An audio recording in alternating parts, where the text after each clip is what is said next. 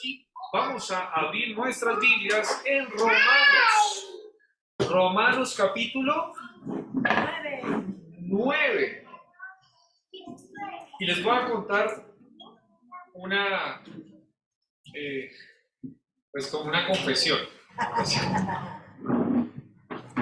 Cuando yo tenía 20 años, 21 años, me pusieron a hacer un trabajo que tenía que ver con la salvación, en donde yo estaba estudiando. Y era hacer una tesis como cuando uno va a la universidad, una tesis que uno llega a dar bases de lo que uno cree acerca de la salvación.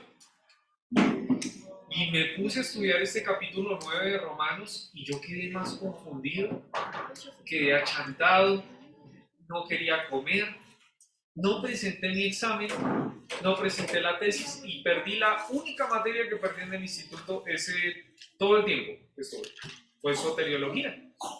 Yo la perdí y me tocó hacer recuperatorio y en la recuperatorio ahí sí lo pasé. Pero fue muy difícil. Mi esposa en ese tiempo era una amiga y ella, pues no sé si se acordará, yo me quedaba mucho tiempo en un salón de clases, leía y no entendía y me daba vueltas y pensaba qué será lo que quiere decir, porque si lo tomaba de cierta manera, por ahí podía interpretar que Dios era un Dios malo, leyendo este pasaje. Y hoy vamos a leerlo y para mí es de mucha responsabilidad lo que les voy a compartir, pero también hoy estoy más tranquilo que ahorita tengo 36, hace 15 años. Que hace 15 años estoy muchísimo más tranquilo, como que el Señor ya en medio de todos estos años, como que uno le ha dado más claridad sobre el tema, como que uno le ha dejado tranquilo de lo que uno cree, ¿sí? De poder descansar en el Dios que uno ahora comparte. Entonces vamos a abrir Romanos capítulo 9, versículos 6 al 17, Romanos 9, 6 al 17. Y hoy vamos a ver lecciones que tienen que ver con un pueblo que está siendo puesto hoy en la vista de todos, que se llama el pueblo de Israel. Y vamos a ver lecciones que vamos a estar encontrando en lo que es este pueblo, el pueblo de Israel. Siempre vamos a encontrar lecciones y muchos dicen que el termómetro del mundo, el termómetro de Dios es Israel. El termómetro bíblico, el termómetro profético de lo que va a suceder, les dicen muchos, mira Israel, mire lo que está pasando en Israel y usted se puede dar cuenta de mucho de lo que está por suceder. ¿Sí? Entonces vamos a abrir nuestras Biblias en Romanos 9 y vamos a empezar con el primer versículo, que es el versículo 6. Versículo 6. Leemos, dice: no que la palabra de Dios haya fallado. Hasta ahí nomás. No que la palabra de Dios haya fallado. Primera lección. La palabra de Dios no falla. Cuando usted tiene algo de algún electrodoméstico, por ahí alguna herramienta que usted utilice y por ahí no le sirve, usted dice me falló, está fallando.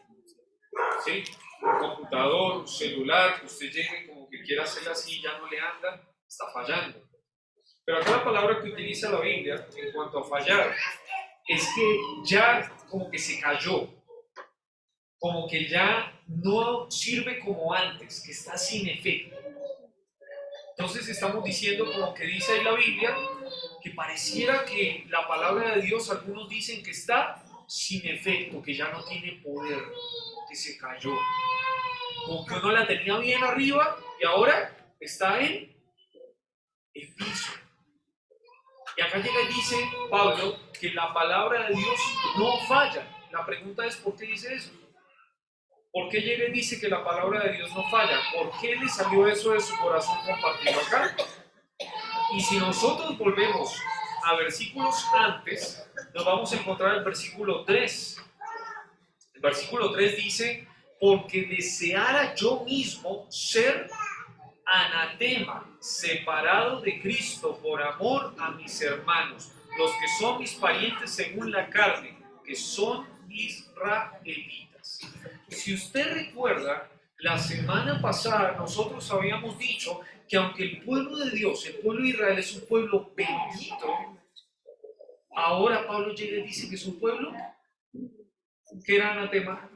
Maldito. Maldito. Habíamos visto que era una palabra dura. ¿Cómo así que ahora el pueblo de Israel es un pueblo maldito? Y habíamos explicado que teníamos que leer el versículo completo porque ahí dice que es un pueblo maldito porque está separado de ¿quién? De Cristo. Separado de Cristo. Y habíamos dicho que si una persona no conoce a Jesús, ¿a dónde se está yendo?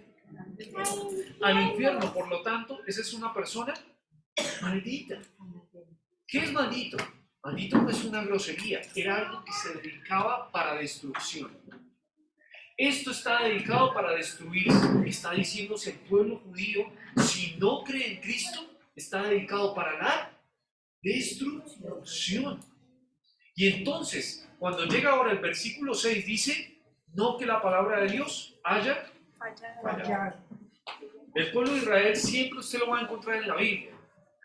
Y ahora en este tiempo suena mucho más que antes. Y uno dice, ¿será que la palabra de Dios falló? Porque uno ve al pueblo de Israel y uno dice, ¿dónde está ese pueblo de Israel de donde salió Moisés, Elías, el Señor Jesús? ¿Dónde está ese pueblo que honraba tanto a Dios? ¿Será que la palabra de Dios falló? ¿Será que ahora algo sucedió? Entonces, mira, como todo lo que le ha pasado al pueblo de Israel fue algo muy difícil, se alejaron del Señor y ahora ya no quieren saber nada de Dios. Ustedes saben que el pueblo judío es un pueblo que no quiere escuchar acerca del mensaje de Jesús. La mayoría de los judíos no son judíos que creen en Jesús. Son judíos que esperan un Mesías. Jesús sí. Y es triste. Pero la realidad es que muchos de ellos no aceptan a Jesús como el Hijo de Dios. Pero miren que hay un versículo, entre muchos que encontré, Jeremías, en Jeremías 31, ahí detrás de sus Biblias, como a la mitad más o menos, Jeremías 31, miren lo que dice el Señor acerca del pueblo de Israel. Jeremías 31, versículos 31 al 34, dice la palabra de Dios. He aquí vienen días, dice Jehová, en los cuales haré nuevo pacto con la casa de Israel y con la casa de Judá. No como el pacto que hice con sus padres el día que tomé su mano para sacarlos de la tierra de Egipto, porque ellos invalidaron mi pacto, aunque fui yo un marido para ellos, dice Jehová. Pero este es el pacto que haré con la casa de Israel. Después de aquellos días, dice Jehová, mira lo que va a pasar en el futuro. Daré mi ley en su mente y la escribiré en su corazón. Y yo seré a ellos por Dios y ellos me serán por pueblo. Y no enseñará más ninguno a su prójimo ni ninguno a su hermano, diciendo, conoce a Jehová, porque todos me conocerán, desde el más pequeño de ellos hasta el más grande, dice Jehová, porque perdonaré la maldad de ellos y no me acordaré de su pecado. Así ha dicho Jehová, que da el sol para la luz del día, las leyes de la luna y de las estrellas para la luz de la noche, que parte el mar y braman sus ondas. Jehová de los ejércitos es su nombre. Si faltaren estas leyes, mire cómo dice, delante de mí, dice Jehová, también la descendencia de Israel faltará para no ser nación delante de mí eternamente. ¿Qué ha dicho el Señor? Que el pueblo de Israel va a ser restaurado. Que un día el pueblo de Israel va a tener un nuevo corazón. Que va a tener la ley del Señor en su corazón. Y que todos ellos van a conocer a Dios. ¿Podemos ver eso ahorita en el pueblo de Israel? No. Ahorita no. ¿Pero de qué va a llegar? Sí, va a llegar. Está escrito. Está escrito. La palabra de Dios lo ha dicho. Y el Señor ha trabajado mucho con su pueblo. Pero la palabra de Dios, ¿cómo era? No falla. No falla. No va a fallar. Y me gustaría leerle 2 versículos más. Uno lo encontramos en el libro de Números. Números, al principio de su Biblia, en el capítulo 23. Números capítulo 23, si alguno lo tiene, me ayuda por favor. Versículo 19. 23, 19. ¿Qué dice? Dios no es hombre para que mienta, ni hijo de hombre para que se arrepienta. Él dijo y no hará, habló y no lo ejecutará. Iglesia, ¿qué dice la palabra de Dios? Dios no es hombre para que ¿qué? Para que mienta. ¿Dios miente? No. Y aparte, ni hijo de hombre para que se arrepienta. Él dijo y no hará, habló y no lo ejecutará. La palabra de Dios testifica que el Dios en el que nosotros hemos puesto nuestra fe, lo que dice, lo va a cumplir. Y si alguno llega a decir que la palabra de Dios no falla, como lo que pasó en Romanos, miren lo que dice en Romanos. Romanos capítulo 3.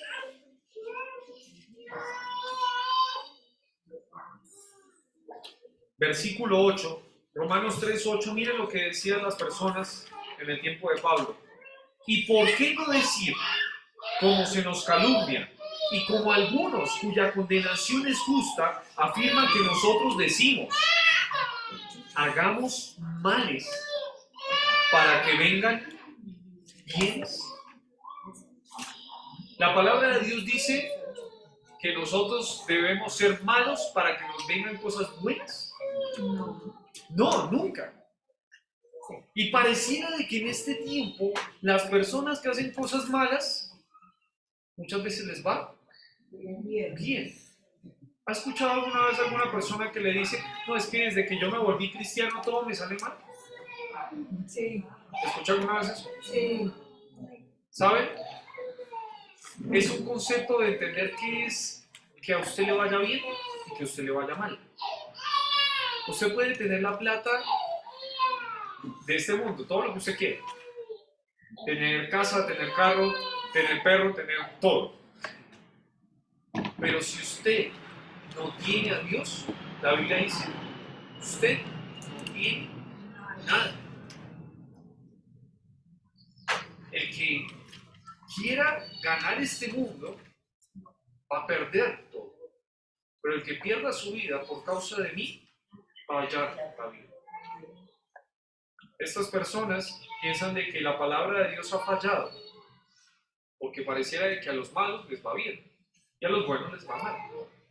Pero no, es un concepto de lo que es que a usted le vaya bien y que a usted le vaya mal.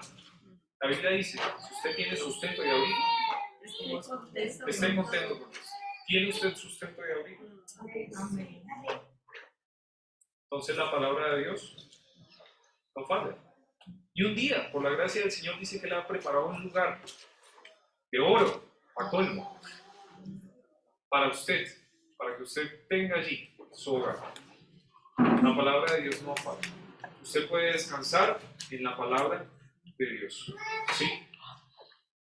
Hay un versículo que no lo tengo acá escrito, pero dice, ni una jota, ni una tilde pasará, hasta que mi palabra todo se cumpla. Los cielos y la tierra pasarán, pero mis palabras no pasarán. El Señor dice que su palabra sí se va a cumplir siempre. Segundo, vamos a hablar el libro de Romanos otra vez. Entonces la primera lección es que la palabra de Dios no falla. La palabra de Dios no falla. Después vamos a decir algo al final como conclusión, pero vamos ahora al siguiente punto. Siguiente punto, Romanos capítulo 9, dice ahora el versículo 6, pero la parte B. Porque no todos los que descienden de Israel son israelitas, ni por ser descendientes de Abraham son todos hijos de Dios, sino en Isaac te será llamada descendencia. Esto es, no los que son hijos según la carne son los hijos de Dios, sino que los que son hijos según la promesa son contados como descendientes. Y acá llega y el Señor nos va a explicar por qué es que la palabra de Dios no ha fallado. Qué lindo que es poder leer la Biblia y entenderla. Mire que el Señor llega y nos la explica acá ahora. ¿Por qué? Lo que acabo de decir, le voy a decir por qué. No todos los que descienden de Israel son israelitas. Ese era algo que yo les había dicho antes. Es como decirle, no todos los que nacieron en Colombia son colombianos. No cuadra algo. ¿Quién era Israel? El pueblo de Dios. Es el pueblo de Dios. ¿El nombre Israel de dónde salió? De Jacob. Jacob. Abraham tuvo un hijo que se llamó Jacob. Isaac. Isaac. Y Isaac tuvo dos hijos. ¿Cuáles fueron? Esaú Esaú y Jacob. ¿Dónde está la caminata bíblica? Oye, ahí está, esa misma. Jacob. Y Jacob un día que se iba a reunir con su hermano Esaú y tenía miedo, dice que se quedó en un lugar y peleó con Dios. Y al pelear con Dios, obviamente Jacob no le podía ganar a Dios, pero él quería seguir luchando en ese momento y Dios hizo algo, le tocó por acá y le descoyuntó solo con tocarlo. Y en ese momento llega y dice, el Señor, déjame que ya va a amanecer. Y Jacob llega y le dice, no te dejaré si no me bendices. Y entonces llega el Señor y le dice a Jacob, yo te digo a ti que ya no se va a llamar tu nombre Jacob, sino que ahora va a llamarse Israel, porque has luchado con Dios y con los hombres y has vencido. Ahí hay algo que no se entiende, porque él no estaba ahí venciendo, él estaba todo así doblado. Y Dios estaba hablando con él como que había vencido. Y algo que aprendemos es que para ganar con Dios hay que perder. Eso es un concepto chévere. Usted no gana con Dios peleando con Dios, agarrándose a los golpes con Dios. Usted gana con Dios cuando usted se rinde a Dios, cuando usted pierde. Ahí ganó. Porque entendió que Dios es Dios. Difícil de entender, ¿verdad? Pero Dios dice que Él ganó ese día. Y desde ese día, el pueblo de Israel se le conoce como el pueblo de Dios. Pero acá llega y dice que no todos los que descienden de ese hombre, Israel, son pueblo de Dios, podríamos traducirlo. Y seguimos leyendo. Ni por ser descendientes de Abraham son todos hijos. Abraham, ¿cuántos hijos tuvo? 2. Ay, perdón. Dos. Isaac e Ismael. No, y más, y tuvo más con Sétura. Sí, señora. Es verdad, tienen toda la razón, miren. Tuvo dos hijos que los conocemos claramente y tuvo después una esposa que se llamó Setura. Pero estos dos hijos, solo se dijo que de uno de ellos se le iba a llamar descendencia. ¿De cuál fue? De Isaac. Mire que ahí lo dice. En Isaac te será llamada descendencia. ¿Podría decirse entonces que usted podía ser hijo de Abraham? Sí, por la carne, pero decirse que era descendencia de Abraham, según Dios, no. Y eso también es difícil de entender, porque entonces es como que nos está llevando como a una conclusión que el Señor quiere dar ahora. Primero decía, no todos los que descienden de Israel son israelitas. No todos los que descienden de Abraham son llamados descendencia. ¿Y por qué me lleva todo eso a pensar el Señor? ¿Qué es lo que me quiere explicar? Lea el versículo siguiente. Esto es, versículo 8. No los que son hijos según la carne son los hijos de Dios, sino que los que son hijos según la promesa son contados como descendencia. Usted puede ser hijo según la carne, pero no era contado como descendencia, porque no era según la promesa. ¿Qué quiere decir esto? No sé si se acuerda de esa canción que decía, el padre Abraham tenía muchos hijos Muchos hijos tiene el padre Abraham, tú eres uno, y yo también. ¿Sí se acuerdan? ¿Saben que esa canción podría malentenderse? Podría malentenderse porque dirían, no, entonces todos somos hijos de Abraham. Y la Biblia dice que tenía una gran descendencia. Pero ¿quiénes son los que son descendientes de Abraham? Miren por favor conmigo el libro de Romanos capítulo 4. Un ratito ahí. Romanos 4, 17. Dice, como está escrito, te he puesto por padre de muchas gentes delante de Dios, a quien creyó, el cual da vida a los muertos y llama las cosas que no son como si fuesen. Él creyó en esperanza contra esperanza para llegar a ser el padre de muchas gentes, conforme a lo que se le había dicho. Así será tu descendencia. Y vamos a saltarnos un poquito. Versículo 21. Plenamente convencido de que era poderoso para hacer todo lo que había prometido, por lo cual también su fe le fue contada por justicia. Y ponga atención ahora acá. Y no solamente con respecto a él se escribió de que le fue contada, sino también con respecto a nosotros, a quienes ha de ser contada, esto es, a los que creemos en el que levantó de los muertos a Jesús, Señor nuestro, el cual fue entregado por nuestras transgresiones y resucitado para nuestra justificación. ¿Cómo usted se volvió un hijo de Abraham? Por la fe. Así como Abraham creyó, si usted cree en Dios, usted es contado como un hijo de Abraham. Pero creer en qué de lo que Dios le dice, porque yo le puedo decir, ¿usted cree en Dios? ¿Sí o no? ¿Sabe que Dios ha dicho de que Él mandó a su Hijo a este mundo para que todo aquel que en Él cree pueda ser salvo? ¿Usted cree en Dios? Amén, sí. Si usted cree en Dios, usted va a poner su fe ¿en quién? Jesús. En Jesús. Y así usted puede llamarse un hijo de Dios. Y podríamos tomarlo hacia atrás y decir que también es un hijo de Abraham, porque tomó la misma decisión que Abraham, creerle a Dios.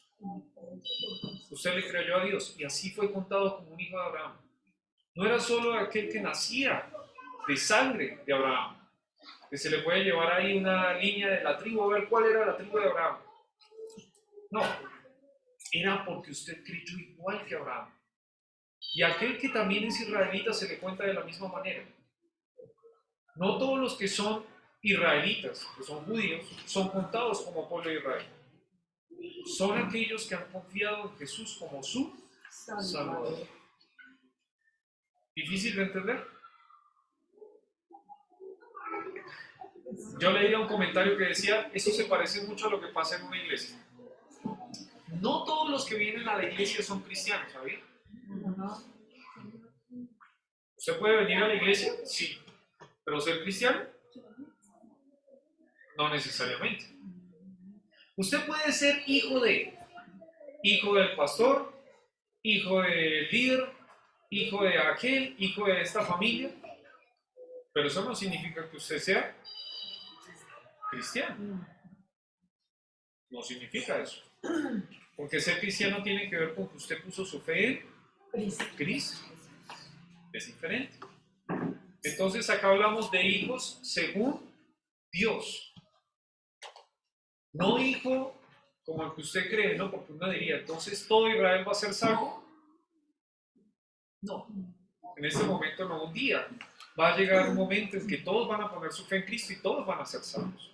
Pero en este momento, todo aquel que cree en Cristo tiene la vida, pero el que no cree en Cristo no tiene la vida. Entonces, por favor, algo para todos los chicos y para todos nosotros. Recordemos que no por tener un nombre de significa de que eso es lo que yo soy. Ah, no es que usted va a la iglesia, entonces usted es cristiano. Sí, claro, usted es cristiano. No, señor. Yo tengo acá mis 2 hijas y mis hijas, a pesar de que son hijas del pastor, Ellas no son cristianas por eso. Cuidado con pensar eso.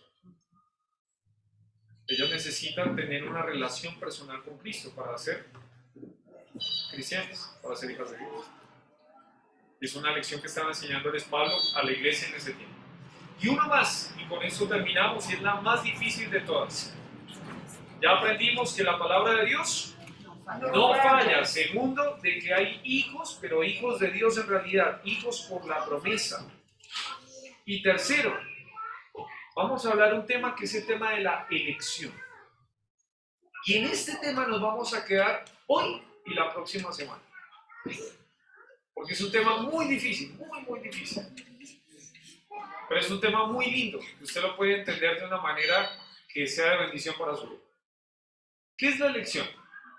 La doctrina de la elección es una doctrina que tiene que ver con la doctrina de la salvación. La doctrina de la elección tiene que ver con el acto soberano de Dios por el cual Él decide quién va a ser salvo y quién no va a ser salvo. Eso significa. Por ejemplo, de acá, más o menos sabemos unas 25, casi 30 personas. ¿Qué sería elección? Que yo diga, a ver, doña Ofelia, Dios llega y dice, esa sí se salva. Pero doña Miriam, y uno dice, Dios, ¿qué pasó? ¿Por qué doña Miriam sí, doña Ofelia sí, doña Miriam no? ¿Qué es lo que les pasó a ellos? Y entonces empieza a surgir en el corazón algo, ¿qué es? Dios es... ¿Es qué? Dios. Injusto. Porque uno sí y otro no. Porque a unos sí lo salva y a otros no lo salva. Y yo podría caer en eso. Y mira que ahí en el versículo, por favor lea conmigo, que eso justo lo dice acá. Versículo 14. Estábamos en el 8, pero saltémonos al 14 un momentico. Del capítulo 4. Del capítulo 9. 9:14. 9:14 dice, ¿qué pues diremos? ¿Que hay injusticia en Dios? Léalo conmigo. En ninguna manera. Uno tiende a ver la doctrina de la elección y uno dice, Dios es injusto. Pero Dios llega y dice, en ninguna manera. Dios no es injusto, se lo puedo confirmar con la Biblia. Dice en Deuteronomio, capítulo 32. Por favor, léalo conmigo.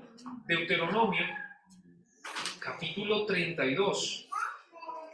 Vamos a leer allí. Versículo 4. Deuteronomio 32, 4. Mire lo que dice de nuestro Dios. Él es la roca, cuya obra es perfecta, porque todos sus caminos son rectitud. Dios de verdad y sin ninguna iniquidad en él. Es justo y recto. ¿Cómo es nuestro Dios? Justo Y recto. Él no es injusto. Entonces, ¿cómo es este tema de la elección? Porque se puede empezar a complicar uno.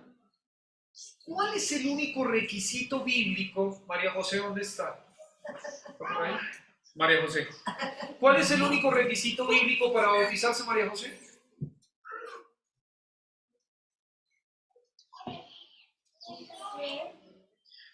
Felipe te dijo, si crees de todo corazón,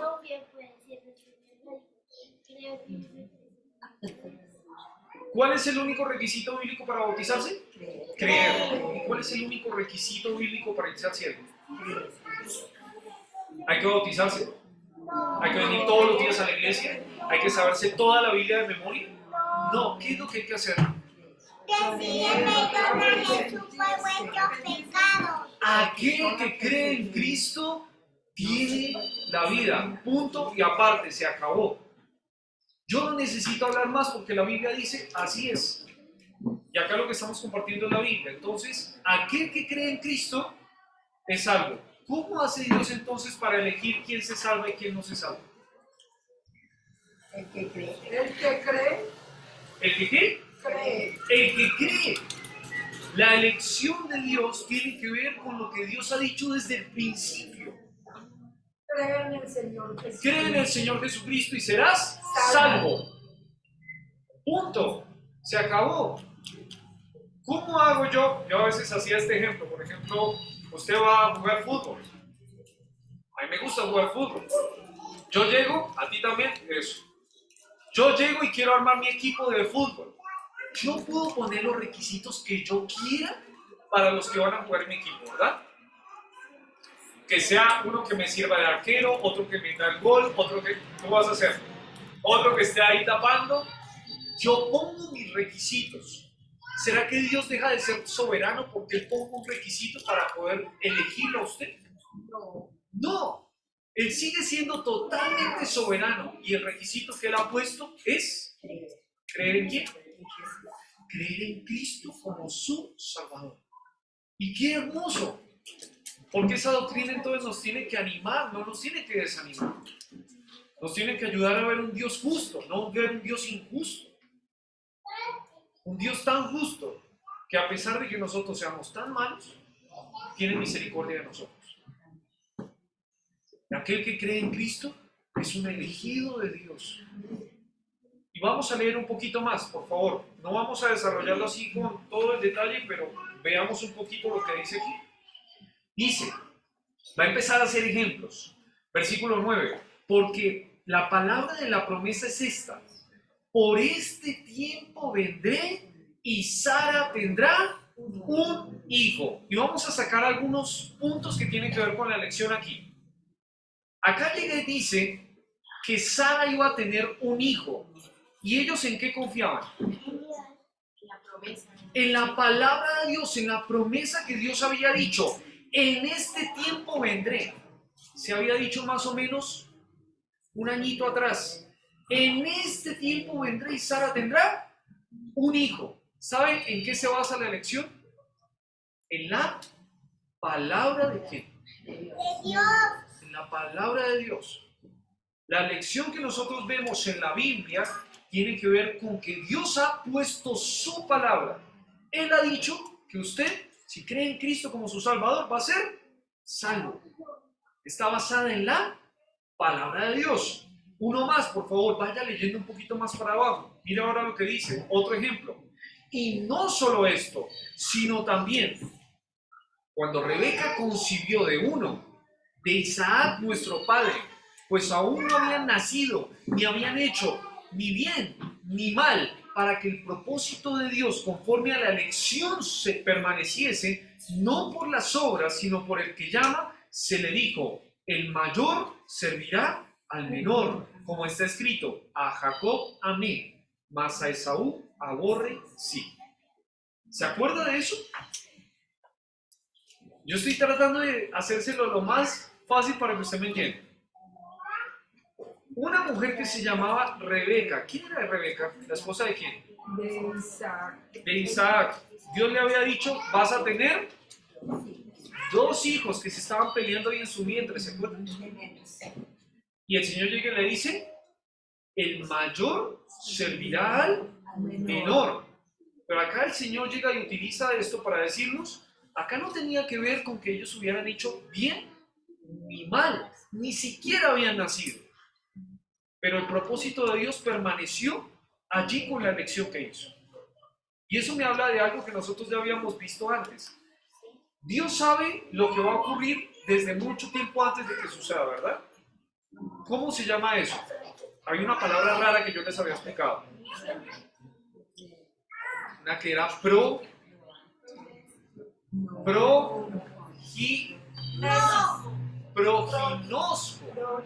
Proginosco era antes conocido, previo conocimiento.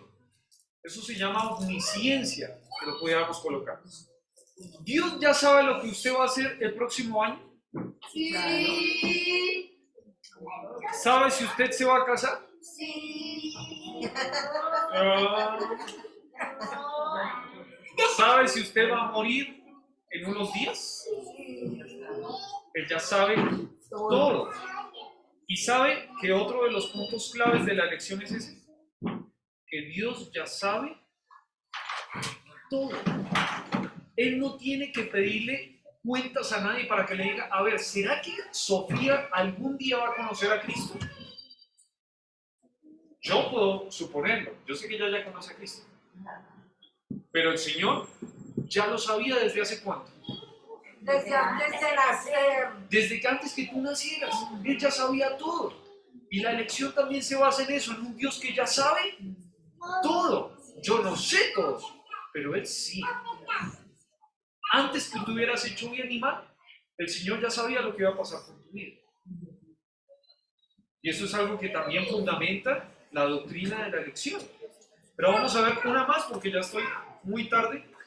Entonces, con esto ya terminamos. Acá llega y dice, versículo 15, pues a Moisés dice, tendré misericordia del que yo tenga misericordia y me compadeceré del que yo me compadezca. Así que no depende del que quiere ni del que corre, sino de Dios que tiene misericordia. Otra base para la elección. La elección no tiene que ver en lo que usted hace. Yo puedo querer y puedo correr, pero no ser elegido. ¿Sí? Usted puede hacer todas las obras del mundo buenas, pero por eso no va a ser salvo. ¿Eso dice la Biblia? ¿Se acuerda? Porque por gracia sois salvos por medio de la fe, y esto no es de vosotros, pues es don de Dios, no por obras. La gente no se salva haciendo cosas. ¿Cómo se salva entonces? Creyendo en Jesús. Tiene que ver con la obra de Dios. La obra de Dios. Usted puede ser la mejor persona del mundo e irse al infierno. No depende del que quiera ni del que corre, sino de Dios que tiene misericordia. Y por último, y terminamos, último versículo, porque la Escritura dice a Faraón, para esto mismo te he levantado, para mostrar en ti mi poder y para que mi nombre sea anunciado por toda la tierra. ¿Sabe otro tema de la elección que sale ahí?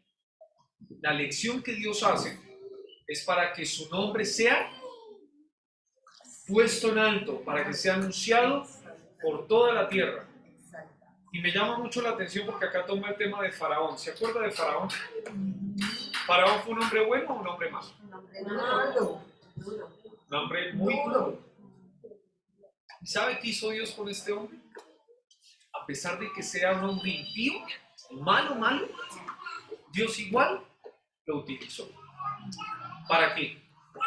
Para que por todo el mundo se conociera quién era Dios. Y sabe, la elección entonces tiene que ver con que Dios se ha puesto en alto. Mira un versículo, qué pena que es que hay mucho que decir de este tema.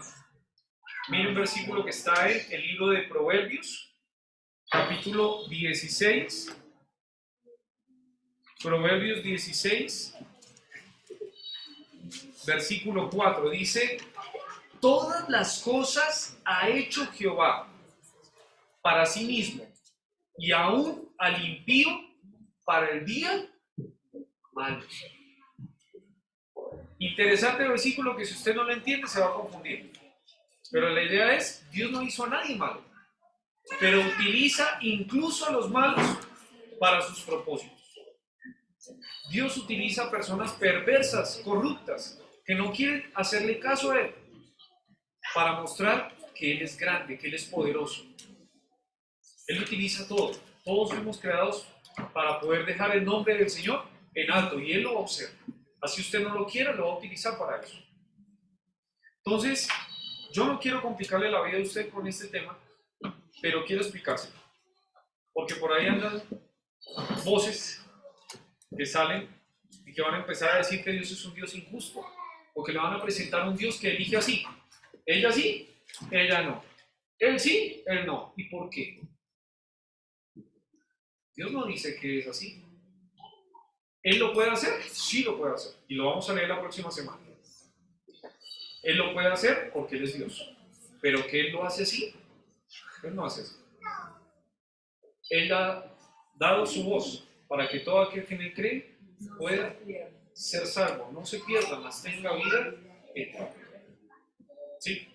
Yo sé que es un tema difícil, le pido que por favor lea su Biblia y y que se fije de que primero la palabra de Dios no falla. Segundo, de que no todos los que son ahí con nombre de cristiano, que son nombre de Israel, son hijos de Dios. Y tercero, este tema de la elección. ¿El Señor elige? Sí, sí elige. Y ha elegido con una condición, que usted crea en Jesús para ser salvo. Vamos a orar y terminamos.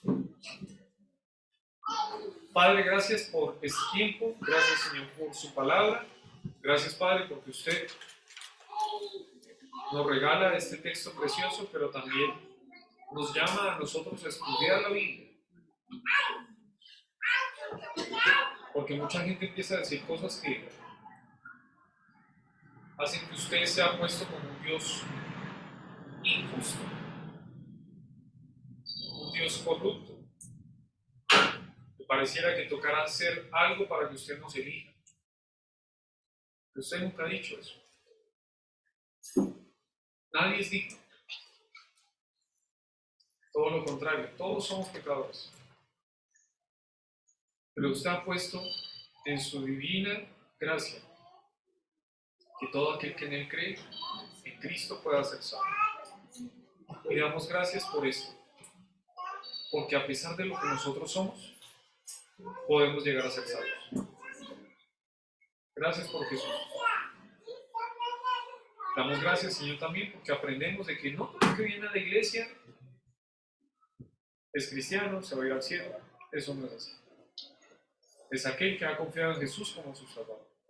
Y damos muchísimas gracias porque su palabra nunca ha fallado ni va a fallar.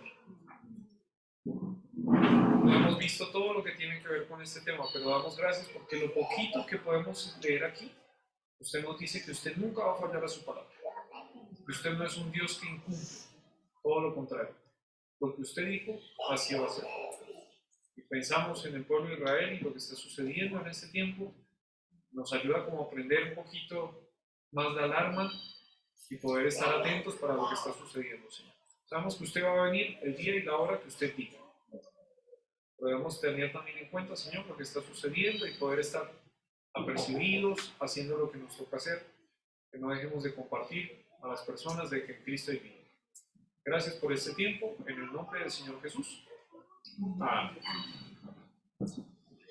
Muy bien. Les pido, por favor, que me aguanten. Tenemos unos anuncios para la iglesia. Primero, el día